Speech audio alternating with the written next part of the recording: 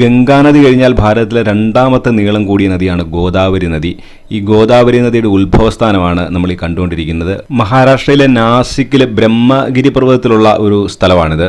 ബ്രഹ്മഗിരി പർവ്വതത്തിൽ വരണമെന്ന് ഓർത്തപ്പം ഇതുപോലെ ഒരു സംഭവം ആയിരിക്കും എന്ന് ഓർത്തില്ല.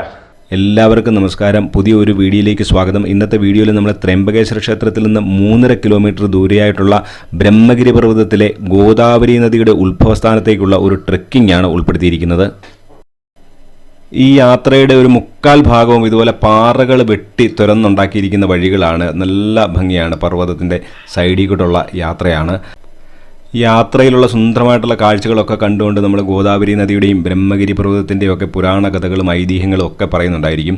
അതുകൊണ്ട് വീഡിയോ ഒന്നും ഇടയ്ക്ക് സ്കിപ്പ് ചെയ്യാതെ പൂർണ്ണമായിട്ട് കാണണമെന്ന് അപേക്ഷിച്ചുകൊണ്ട് വീഡിയോയിലേക്ക് നമുക്ക് കിടക്കാം. നാസിക്കിലെ ത്രയംബകേശ്വര ക്ഷേത്രത്തിൻ്റെ സമീപത്ത് നിന്ന് രാവിലെ ഒരു 7:30 തന്നെ നമ്മൾ ബ്രഹ്മഗിരി പർവ്വതത്തിലേക്കുള്ള യാത്ര ആരംഭിച്ചു. ക്ഷേത്രത്തിൽ നിന്ന് ഇറങ്ങി ഒരു 100-200 മീറ്റർ മുന്നോട്ട് വന്നപ്പോൾ തന്നെ ഇതുപോലെ ഒരു കാഴ്ചയാണ് കാണുന്നത്. കോഴിയെ ഇങ്ങനെ വിൽക്കാൻ വെച്ചിരിക്കുകയാണ്. 2 സൈഡിലും ഇങ്ങനെ പല സ്ഥലങ്ങളിൽ നിന്ന് കൊണ്ടുവന്ന് ചാക്കിനകത്തും കൊട്ടയ്ക്കകത്തും ഒക്കെ ഇങ്ങനെ കോഴിയെ വന്ന് വിൽക്കാനായിട്ട് വെച്ചിരിക്കുന്ന ഒരു സംഭവമാണ് കാണുന്നത്.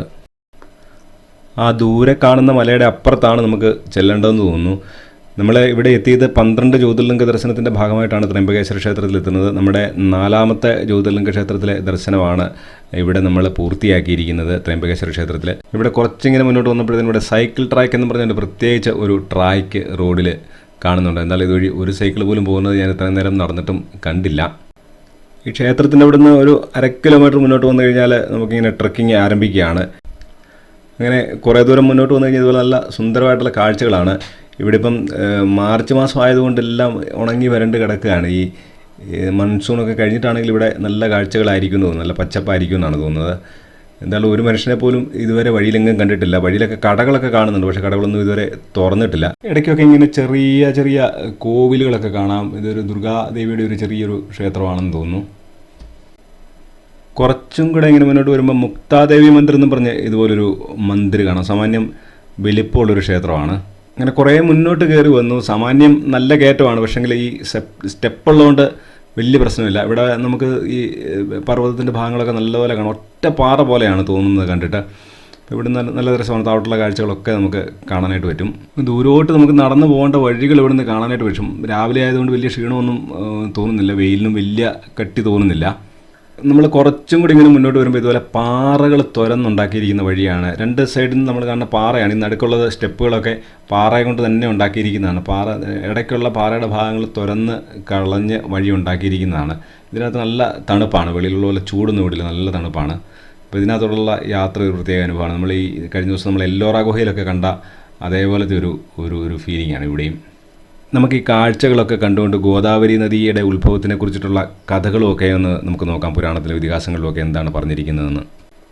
ത്രയംബകേശ്വര ക്ഷേത്രത്തിനെക്കുറിച്ച് നമ്മൾ ചെയ്ത വീഡിയോയ്ക്കകത്ത് ഈ കഥകളൊക്കെ ഏകദേശം വിശദമായിട്ട് ഞാൻ പറഞ്ഞിട്ടുണ്ട്. എന്നാൽ ആ വീഡിയോ കാണാത്തവർക്ക് വേണ്ടിയിട്ട് കഥ ഒരിക്കൽ കൂടി പറയാം. നമുക്ക് യാത്ര ചെയ്യുമ്പോൾ ഈ കഥ കേട്ടുകൊണ്ട് പോകുന്നതായിരിക്കും നല്ലത്. ഞാൻ ഈ കാണുന്ന സ്ഥലങ്ങൾ ഞാൻ വർണ്ണിക്കുന്നതിലും നല്ലത് നിങ്ങൾക്ക് കാണുന്ന കാഴ്ചകളൊക്കെ കാണാൻ പറ്റുമല്ലോ. അപ്പോൾ ആ കണ്ടുകൊണ്ട് കഥകൾ കേട്ടുകൊണ്ട് നമുക്കൊന്ന് നോക്കാം. ഈ ബ്രഹ്മഗിരി പർവ്വതത്തിനെക്കുറിച്ചും ഗോദാവരി നദിയെക്കുറിച്ചിട്ടുള്ളൊക്കെയുള്ള കഥകൾ പല രീതിയിൽ ചെറിയ വ്യത്യാസത്തോടുകൂടി കേൾക്കുന്നുണ്ട്. ഞാൻ ഏകദേശം അതെല്ലാം കൂടി സമന്വയിപ്പിച്ച് ഒരു രീതിയിലാണ് ഞാൻ പറയുന്നത്. പണ്ട് കാലത്ത്, പുരാതന കാലത്ത് ഈ ബ്രഹ്മഗിരി പർവ്വതത്തിൻ്റെ താഴ്വരയിൽ ത്രയംബകേശ്വര ക്ഷേത്രമൊക്കെ ഇരിക്കുന്ന ഭാഗത്ത് അതിഭയങ്കരമായിട്ടൊരു വരൾച്ച ഉണ്ടായെന്നാണ് പറയുന്നത്. അവിടെ വെള്ളത്തിന് കുടിക്കാൻ വെള്ളമില്ലാത്തൊരവസ്ഥ വന്നു. അപ്പോഴത്തേനും അവിടെ തപസ് ചെയ്തുകൊണ്ടിരുന്ന ഗൗതമ മഹർഷി വരുണദേവനെ, ജലത്തിൻ്റെയൊക്കെ ദേവതയായിട്ടുള്ള വരുണദേവനെ പ്രാർത്ഥിച്ച് ഈ വരൾച്ചയ്ക്കൊരു പരിഹാരം കാണാനായിട്ട് വരുണദേവനെ പ്രാർത്ഥിച്ച് വരുണദേവനെ പ്രത്യക്ഷപ്പെടുത്തി എന്നാണ് പറയുന്നത്. അങ്ങനെ വരുണദേവൻ ഒരു ചെറിയ കുണ്ടം ഉണ്ടാക്കി കൊടുക്കുകയും ആ കുഴിക്കകത്തുനിന്ന് എന്തേരെ വെള്ളം കോരി കഴിഞ്ഞ് കഴിഞ്ഞാലും വെള്ളം തീരുകയില്ല. ആർക്ക് വേണമെങ്കിലും അതിനകത്ത് എന്തേരെ വെള്ളം കോരി കഴിഞ്ഞാൽ ഒരിക്കലും പറ്റാത്ത ഒരു കുളം, ചെറിയൊരു കുളം ഉണ്ടാക്കി കൊടുക്കുകയും ചെയ്തു. അങ്ങനെ ജനങ്ങളെല്ലാം അതിനകത്തുനിന്ന് വെള്ളം കോരി ഉപയോഗിക്കാൻ തുടങ്ങി. ജനങ്ങളും ചുറ്റുവട്ടത്തുള്ള ഋഷിമാരുമെല്ലാം. അങ്ങനെ കാലങ്ങൾ കുറേ കടന്നുപോയി. അങ്ങനെ അവിടുത്തെ ആ വെള്ളത്തിനുള്ള പ്രശ്നം, വരൾച്ചയുടെ പ്രശ്നം അവിടെ തീർന്നു. നമ്മൾ പുരാണങ്ങളിലൊക്കെ കാണുന്നത് പോലെ പണ്ട് കാലത്ത് ഇങ്ങനെ ഋഷിമാർ സ്ഥിരമായിട്ടൊരു സ്ഥലത്ത് താമസിച്ചിട്ട് ഇങ്ങനെ തപസ്സും അനുഷ്ഠാനങ്ങളും ഒക്കെ ആയിട്ട് ഇങ്ങനെ കഴിയുവാണല്ലോ. അതുപോലെ കാലങ്ങൾ കുറേ കടന്നുപോയി.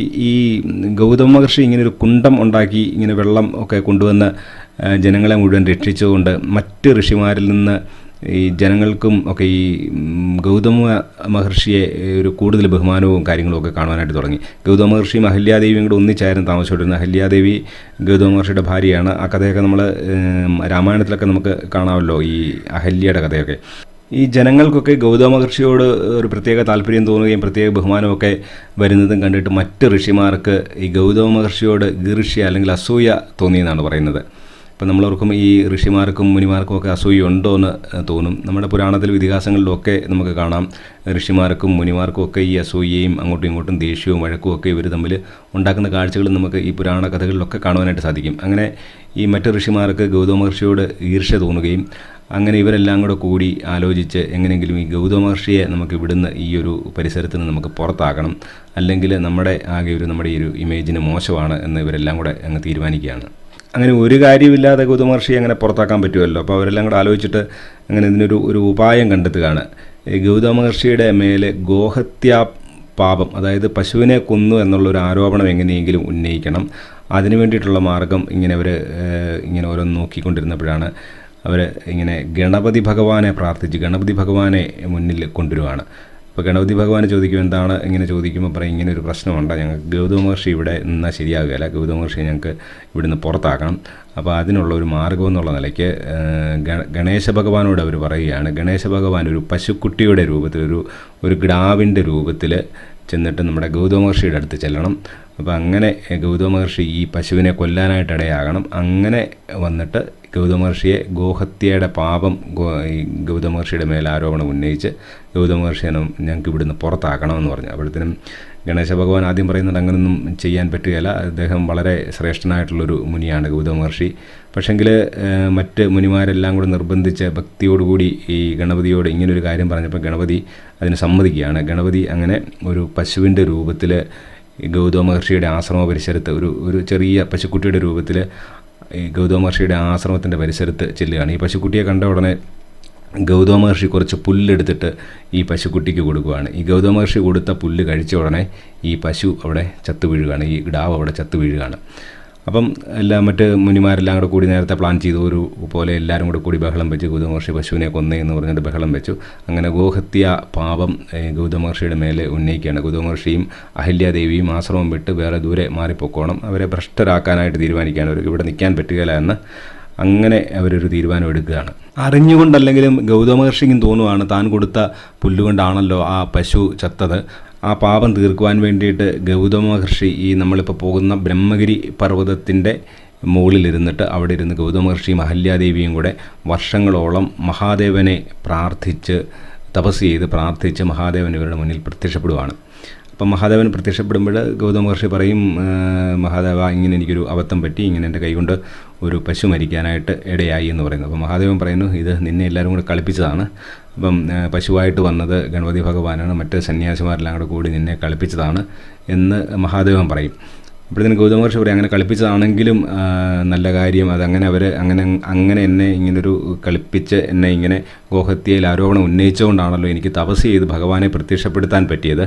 എന്താണെങ്കിലും എനിക്ക് ആ ഗോഹത്യ പാപം തീർക്കുവാനായിട്ട് ഗംഗാദേവിയെ ഇവിടെ കൊണ്ടുവരണം. ഗംഗാജലത്തിൽ കുളിച്ചു കഴിഞ്ഞ് കഴിഞ്ഞാൽ ഗോഹത്യ പാപവും മറ്റ് പാപങ്ങളും എല്ലാം തീരുമെന്നാണല്ലോ നമ്മുടെ വിശ്വാസം. അങ്ങനെ ഗംഗാനദിയെ ഇവിടെ കൊണ്ടുവരണം, ഗംഗാനദിയിൽ കുളിച്ചിട്ട് എനിക്കെൻ്റെ ഗോഹത്യ പാപം തീർക്കണമെന്ന് മഹാദേവനോട് ഗൗതമ മഹർഷി പറയുവാണ്.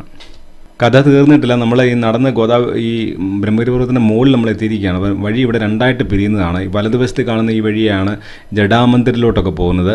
ഇവിടെ ഈ ഇടതുവശത്തോട്ടുള്ള വഴിയാണ് ഈ ഗോദാവരി നദിയുടെയൊക്കെ ഉത്ഭവസ്ഥാനത്തോട്ട് പോകേണ്ടത്. ആ ദൂരെയായിട്ട് കാണുന്നതാണ് ഗോദാവരി ക്ഷേത്രമെന്ന് തോന്നുന്നു. നമുക്കെന്തായാലും കുറച്ചും കൂടെ ഉണ്ട്, കഥയിലോട്ട് വരാം. മഹാദേവന് ഗൗതമ മഹർഷിയുടെ മുന്നിൽ പ്രത്യക്ഷപ്പെടുന്നവരെയാണ് നമ്മൾ കഥ ഇതുവരെ പറഞ്ഞത്. അങ്ങനെ മഹാദേവൻ പറഞ്ഞതനുസരിച്ച് ഗംഗാനദി ഗോദാവരി പർവ്വതത്തിൻ്റെ മുകളിൽ ചെറുതായിട്ട് ഒഴുകാൻ ഗോമുഖിൽ നിന്നാണ് ഉത്ഭവിക്കുന്നതെന്നാണ് പറയുന്നത്. ഗംഗാനദിയും ശരിക്കും ഗോമുഖിൽ നിന്നാണ് ഉത്ഭവിക്കുന്നത്, ഗംഗോത്രിക്കടുത്ത്. ഇവിടെയും ചെറിയൊരു ഗോമുഖിൽ നിന്ന് ഈ ഗംഗാനദി ചെറുതായിട്ട് പ്രവഹിക്കാൻ തുടങ്ങുവാണ്. അങ്ങനെ നമ്മൾ കഥകളൊക്കെ പറഞ്ഞുകൊണ്ട് ബ്രഹ്മഗിരി പർവ്വതത്തിലെ ഗോദാവരി ക്ഷേത്രത്തിൽ എത്തിയിരിക്കുകയാണ്. ഇവിടെയാണ് ഗോദാവരി നദിയുടെ ഉത്ഭവസ്ഥാനം എന്നാണ് വിശ്വസിക്കപ്പെടുന്നത്. അങ്ങനെ ഇവിടെയാണ് ഗോദാവരി നദിയുടെ ഉത്ഭവസ്ഥാനം. ഭാരതത്തിലെ വളരെ പ്രധാനപ്പെട്ട ഒരു പുണ്യനദിയുടെ ഉത്ഭവസ്ഥാനമായിട്ടും ഇവിടെ ഈ പറയുന്ന തിരക്കോ കാര്യങ്ങളോ ഒന്നുമില്ല. നമ്മൾ ഗംഗോത്രിയിലൊക്കെ ചെന്ന് കഴിഞ്ഞാലത്തെ അവസ്ഥ നമുക്കറിയാം. പക്ഷേ ഇവിടെ ഈ പറയുന്ന തിരക്ക് അങ്ങനെ ഒരു വലിയൊരു ഒരു പ്രാധാന്യം ഇവിടെ കാണുന്നില്ല. അതോ ഇപ്പോഴത്തെ സീസണിൻ്റെ പ്രശ്നമാണോ എന്നറിയത്തില്ല.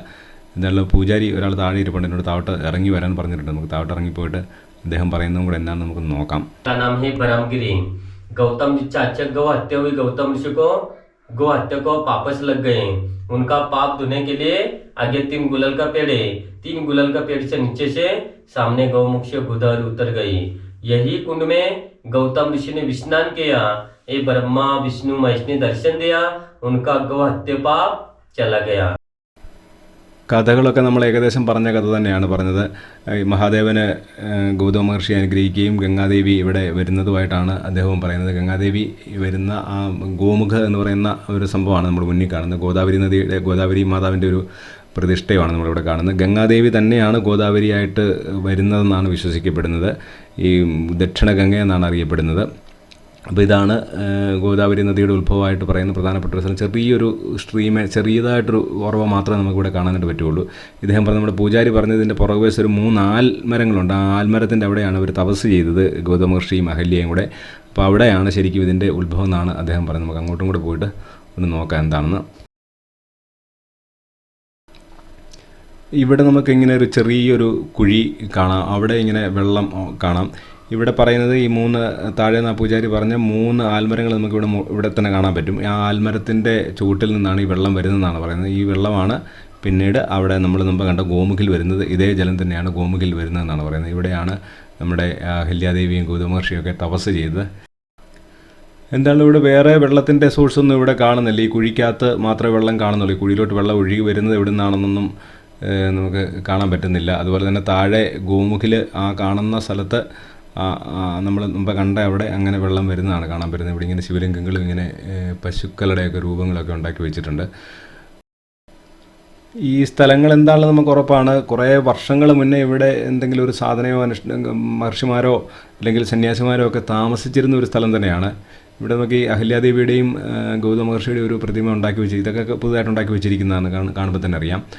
അപ്പോൾ അങ്ങനെ ഇതെന്താണെങ്കിലും ഇവിടെ സന്യാസിമാരോ അങ്ങനെ സാധകന്മാരോ ഒക്കെ ഉണ്ടായിരുന്ന ഒരു സ്ഥലമാണ്. ആ കാര്യത്തിൽ ഒരു സംശയമില്ല. ഇത് കാണുമ്പോൾ നമുക്ക് ആ രീതിയിൽ നമുക്ക് മനസ്സിലാക്കാൻ പറ്റും. ഗോദാവരി മാതാ നമസ്തുതേ. അങ്ങനെ നമ്മൾ മുമ്പ് പറഞ്ഞ കഥയിൽ മഹാദേവന് ഗൗതമ മഹർഷിക്ക് മുന്നിൽ പ്രത്യക്ഷപ്പെട്ട് ദർശനം കൊടുത്ത് ഗംഗാദേവിയെ ഇവിടെ കൊണ്ടുവന്ന സ്ഥലങ്ങളാണ് നമ്മൾ ഈ 2 സ്ഥലങ്ങളും കണ്ടത്. അപ്പോൾ ഗൗതമ മഹർഷി തപസ് ചെയ്ത സ്ഥലമാണ് നമ്മൾ മുകളിൽ കണ്ടത്. താഴെ നമ്മൾ ആ ഗോമുഖമായിട്ട് കണ്ടത് അവിടെയാണ് ഈ നമ്മൾ കണ്ട ഈ കുഴി പോലത്തെ അവിടെ കിടക്കുന്ന ഗോദാവരി നദി താഴെ ആ ഗോമുഖിലൂടെ വരുന്നതെന്നാണ് വിശ്വസിക്കപ്പെടുന്നത്. അപ്പം ഇവിടെ മഹാദേവൻ ഇങ്ങനെ അനുഗ്രഹം കൊടുത്തിട്ട് മഹാദേവൻ പോകാൻ തുടങ്ങുമ്പോഴത്തേനും ഗംഗാദേവി പറയും, മഹാദേവനും കൂടി ഇവിടെ നിന്ന് കഴിഞ്ഞാലേ ഞാനിവിടെ നിൽക്കുകയുള്ളൂ, അല്ലെങ്കിൽ ഞാൻ തിരിച്ച് പോരും എന്ന് പറഞ്ഞുകൊണ്ട് ഗംഗ വീണ്ടും മഹാദേവൻ്റെ ജടയിൽ പ്രവേശിക്കുന്നതായിട്ടാണ് കഥയിൽ പറയുന്നത്. അങ്ങനെ ഗംഗാദേവി അപ്പം ധിക്കാരം കാണിച്ചതായിട്ടാണ് മഹാദേവന് തോന്നുന്നത്. മഹാദേവന് ഇതുവഴി ഒഴുകണം എന്ന് പറഞ്ഞിട്ട് ഗംഗാദേവി അവിടെ വിട്ടിട്ട് പോകാൻ തുടങ്ങുമ്പോഴത്തേനും ഗംഗാദേവി വീണ്ടും മഹാദേവൻ്റെ ജടയിൽ കയറിയിരിക്കുന്നതായിട്ടാണ് കഥയിൽ പറയുന്നത്. അപ്പോൾ അങ്ങനെ ദേഷ്യം വന്ന് അങ്ങനെ കോപം വന്ന മഹാദേവന് തൻ്റെ ജട ഇങ്ങനെ നിലത്ത് അടിക്കുന്നതായിട്ടാണ് പറയുന്നത് ഈ പർവ്വതത്തിൻ്റെ മുകളിൽ. അപ്പോൾ അങ്ങനെ ഗംഗയെ ഇറക്കി വിടാനായിട്ട് അങ്ങനെ മഹാദേവൻ ജടയടിച്ച ക്ഷേത്രത്തിലോട്ടാണ് നമ്മൾ ഇനി പോകുന്നത്. ആ ക്ഷേത്രത്തിൻ്റെ പേരാണ് ജടാമന്ദിർ എന്നാണ് അറിയപ്പെടുന്നത്. അവിടെ മഹാദേവൻ്റെ ജടയടിച്ച പാടുകളൊക്കെ നമുക്ക് കാണാമെന്നാണ് പറയുന്നത്. എന്തായാലും ഇതൊക്കെ ഓരോ വിശ്വാസങ്ങളാണ്. ഈ കഥകളിലൊക്കെ നമുക്ക് ആവശ്യമുള്ള കാര്യങ്ങൾ മാത്രം നമ്മൾ ഉൾക്കൊള്ളുക. ഈ കഥയെ സത്യമാണോ കഥ മിഥ്യയാണോ എന്നൊക്കെ പോകാതെ ഇതൊക്കെ ഒരു ഭക്തിയുടെ തലത്തിൽ നിന്ന് നമുക്ക് ജനങ്ങൾക്ക് ഭക്തി വളർത്തുവാനായിട്ട് ഉണ്ടാക്കിയിട്ടുള്ള കഥകളായിരിക്കാം ചിലപ്പോൾ. എന്തായാലും ഈ സ്ഥലങ്ങളൊക്കെ നമുക്ക് കാണാം. ഈ സ്ഥലങ്ങൾ കാണുമ്പോഴത്തേന് ഈ കഥകളും കൂടെ കേട്ട് നമ്മൾ ഈ സ്ഥലങ്ങൾ കാണുന്നതിൽ നമ്മൾ വെറുതെ വന്ന് കണ്ടിട്ട് പോകുന്നതിൽ ഒരു രസമുള്ളതായിട്ട് എനിക്ക് തോന്നുന്നുണ്ട്. അതുകൊണ്ടാണ് ഈ കഥകൾ ഞാൻ ഇങ്ങനെ പറയുന്നത്. അങ്ങനെ നമ്മൾ ബ്രഹ്മഗിരി പർവ്വതത്തിലെ ജടാമന്ദിരത്തിൽ എത്തിയിരിക്കുകയാണ്. ഇവിടെ ഒരു പൂജാരിയുണ്ട്. അദ്ദേഹത്തിനും കൂടെ നമുക്ക് കൂടുതൽ കാര്യങ്ങൾ ചോദിച്ച് മനസ്സിലാക്കാം എന്താണ് ഇതിൻ്റെ കഥകളെന്നൊക്കെ. गोदावरी महापापो माता पितावे गुरुवे गंगावे गोदावरी नमस्ते. അപ്പോഴിതാണ് ജടാമന്ദിരിലെ ഭഗവാന് ജടയടിച്ച ഇതെന്നാണ് പൂജാരി പറയുന്നത്. അപ്പോൾ നമ്മൾ വിശ്വസിച്ചാലും ഇല്ലെങ്കിലും ഇങ്ങനെയുള്ള കഥകളൊക്കെ ഇവിടെയുണ്ട്. അപ്പോൾ ഇവിടെ മഹാദേവൻ കാല് ചവിട്ടി നിന്ന കുഴികളാണെന്ന് പറഞ്ഞുകൊണ്ട് 2-3 കുഴികളൊക്കെ ഇവിടെ കാണിക്കുന്നുണ്ട്. അപ്പോൾ എന്നാലും ഇവിടുത്തെ കാഴ്ചകൾ ഇങ്ങനെയൊക്കെയാണ്. അപ്പോഴങ്ങനെ ബ്രഹ്മഗിരി പർവ്വതത്തിൻ്റെയും ഗോദാവരി നദിയുടെ ഉത്ഭവസ്ഥാനത്തിൻ്റെയും ഒക്കെ